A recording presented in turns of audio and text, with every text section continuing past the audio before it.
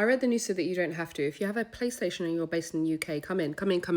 You might be getting bumped. Yes, UK PlayStation users, listen up. The article says that Sony is battling a £2 billion lawsuit claiming UK PlayStation users are overcharged for games. What's been happening? Okay, so this is something that a lot of gamers don't even think about, but where are you allowed to buy your games? Because back in the day, if you're old enough, you remember you had a physical disc. The game was bought on a physical disc. You purchased it in that way. Actually, even further back, you had a cartridge, but we're not going to tell our age. Anyway, you could buy those physical discs from different places. Amazon, games, supermarkets, secondhand, meaning there was competition. It meant the prices were kept down.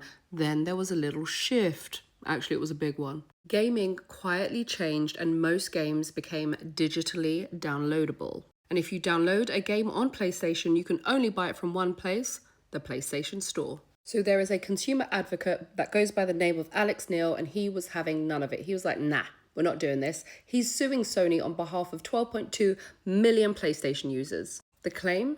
Sony created a closed ecosystem. Basically, this means there is no competing game store, no alternative download platforms, and there is no price competition. And then to add insult to injury, there is a 30% commission on every game sold that is charged to developers, which obviously gets passed on to the players.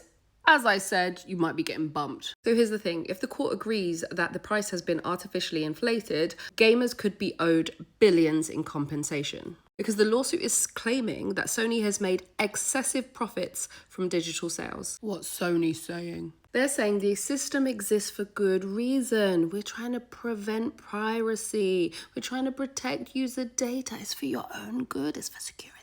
And they have another interesting argument. They say that PlayStations are sold at very low margins. So the company actually makes its money back on the digital games and services. Ultimately, this could prove to not just be about PlayStation, because courts around the world could start to ask the bigger question: do digital platforms become monopolies once they control the ecosystem? Just recently, a UK court found that Apple abused its dominance with App Store fees. So maybe gaming is next. So that is the real question. Did Sony build a successful gaming platform, or did they create a kind of digital toll booth where gamers had no choice but to pay to play?